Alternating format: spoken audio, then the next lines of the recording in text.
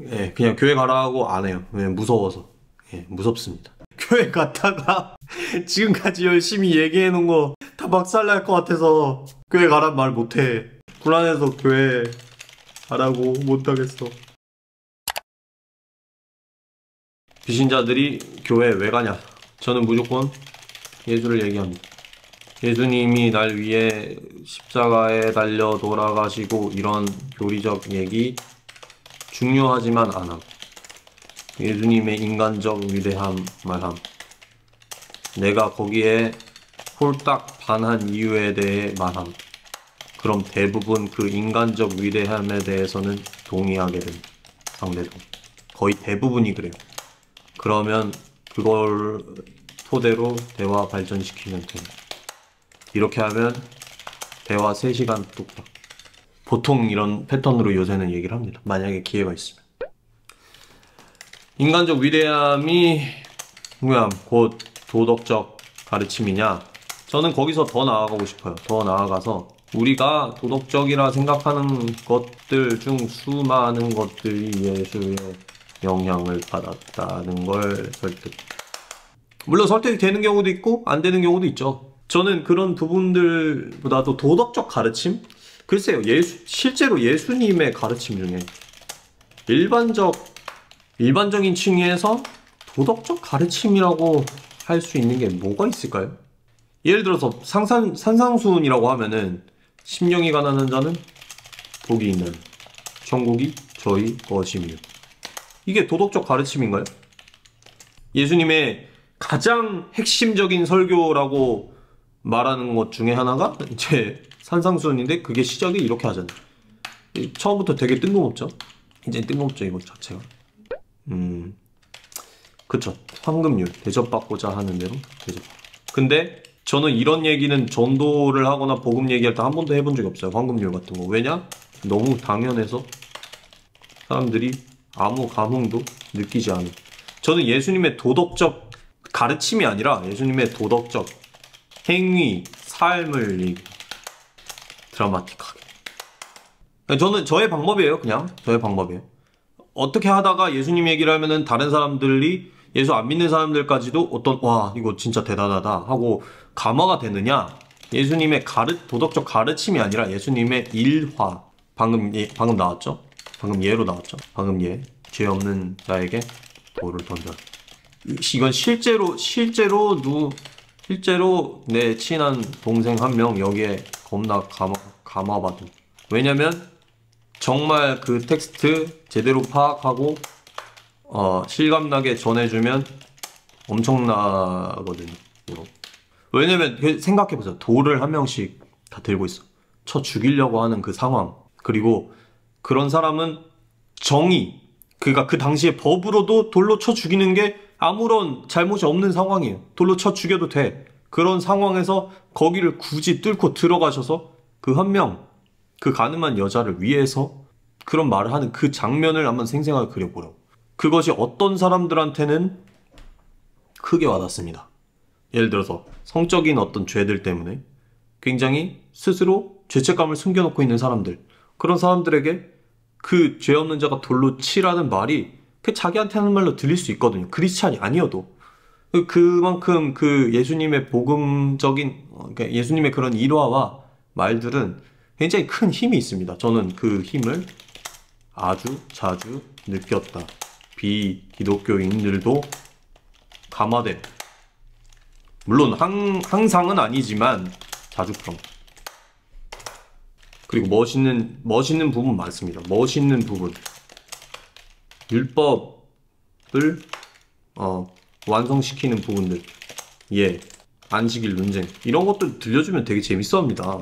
그리고 그러니까 잘 들려줘야죠. 막 마태복음 11장 뭐 어디에 예수님께서 제자들과 함께 이삭 밀밭을 지나가심에 하면서 막 성경책 들고 읽는 게 아니라 완전히 익히세요. 체화해서 이야기처럼 들려주라고요. 왜냐면 옛날에 1세기 사람들도 그런 식으로 예수님의 말과 행동을 전해줬으니까. 야야, 예수님이 있잖아. 야야, 나도 들은 건데 예수님이 그때 지나가고 있었는데 거기서 이제 제자들이 밀밭 먹은 거야. 근데 막 바리새인들이 바로 오는 거야. 이런 식으로 얘기해가지고 이야기에 힘이 있습니다. 이야기.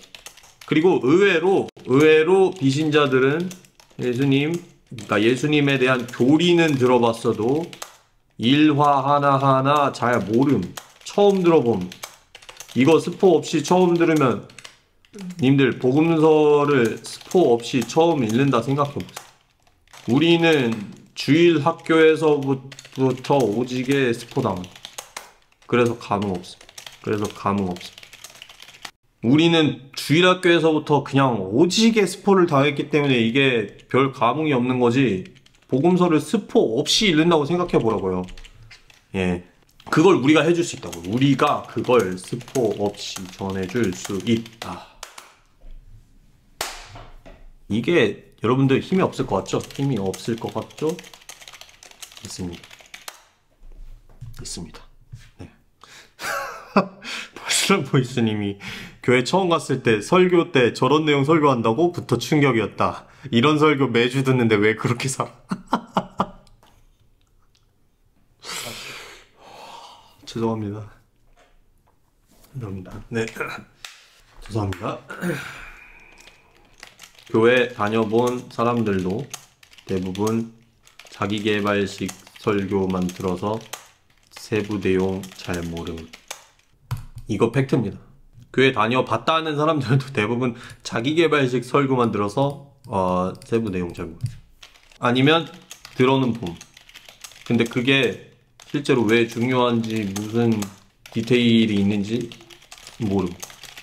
예를 들어 죄 없는 자가 먼저 돌로 쳐라는 아는데 전체 컨텍스트 모름. 그리고 알면 어때? 얘기하면 좋은데. 이게 무슨 얘기하다가 이렇게 나왔지? 비신자가 왜 교회 다니냐고 하면 이렇게 얘기하는 거죠. 여기부터 쭉 얘기한 거지. 이렇게 왜 이런 제가 얘기를 하냐면 교회 왜 가 하면 10중 8구는 교회에 대해서 얘기합니다. 제발 그러지 마.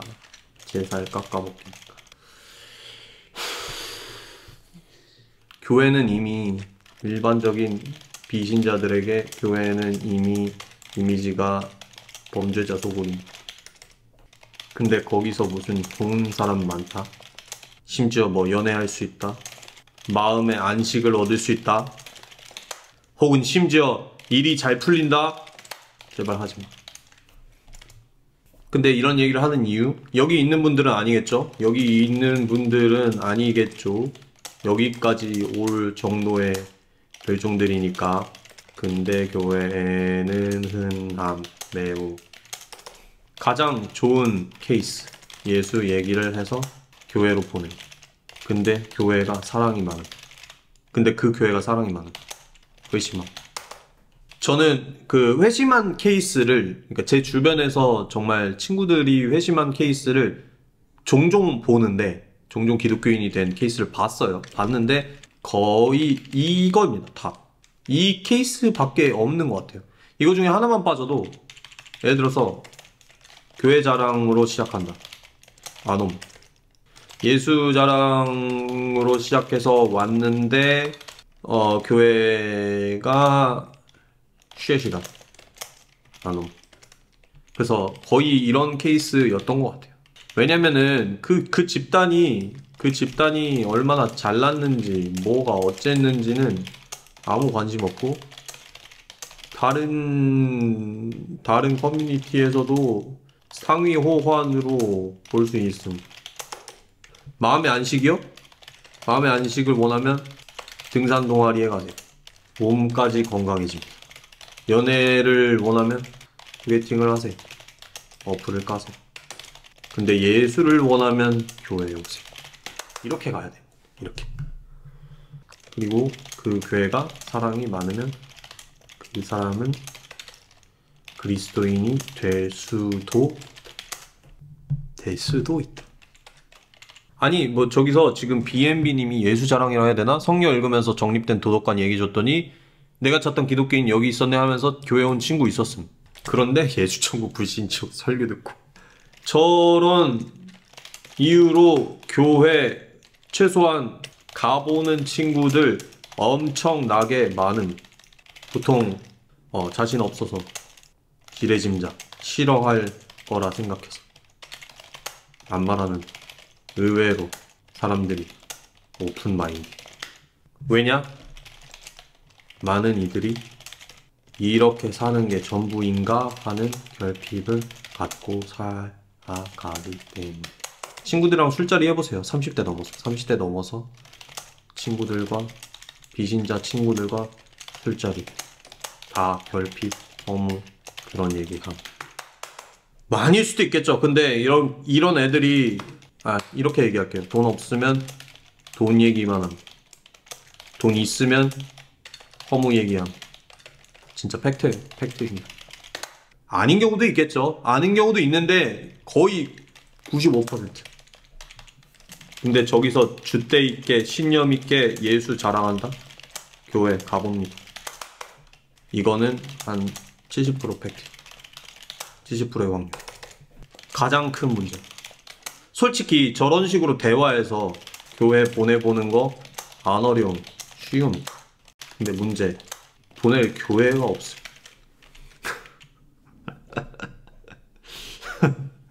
보낼 교회가 없어. 그래서 일부러 교회 가란 말 안 하고 그냥 나랑 종종 만나자 하는 친구들 가끔 있어. 예, 그냥 교회 가라고 안 해요. 그냥 무서워서. 예, 무섭습니다. 교회 갔다가 지금까지 열심히 얘기해 놓은 거 다 박살날 것 같아서 교회 가란 말 못해. 불안해서 교회 가라고 못하겠어. 예.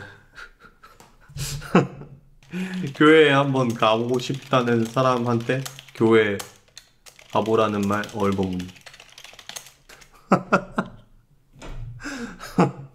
어느 교회 가야 돼? 얼버무립니다. 왜 잘 모르거든. 성당이 뭐 안정성은 있죠. 성이 안정성이 있는 이유. 편차가 적어. 좋게 말하면 안정적. 나쁘게 말하면 고만고만. 왜냐? 중앙 집권 체제니까. 중앙에서 다 집권하고 관리하는 체제니까. 근데 개신교는 다양성 존중. 편차 안드로메다. 편차 안드로메다. 전 이게 근데 되게 좋다고 생각해요. 전 이게 이 종교개혁이 끼친 엄청난 어떤 인문주의적 영향력 중에 하나예요. 이게 역사적으로도. 개신교는 중앙집권 체제를 탈피했어요. 개교회주의 그리고 개개인에게 성경을 번역해서 돌려줬고 개교회들의 어떤 그 권리를 인정을 해줬고 그 개개인 성도들이 하나님과 직접 대화를 하고 성직자를 통하지 않고서도 하나님과 어떤 신앙생활을 하는 것에 대해서 길을 열어준 그 부분에서 종교개혁 이후에 어떤 사상의 흐름만 봐도 그러니까 교회사 말고 어떤 그냥 인류 역사만을 봐도 굉장히 중세를 탈피하고 새로운 시대로 나아가는데 굉장히 큰 그런 역할을 했어요. 개신교가. 다만 단점은 편차 안드로메다. 너무 엄청나게 훌륭한 교회 존재함. 분명히. 너무 엄청나게 박살난 교회 존재함. 분명. 아무튼 그렇고요. 그런 어떤 그 장단점이 있는 거죠.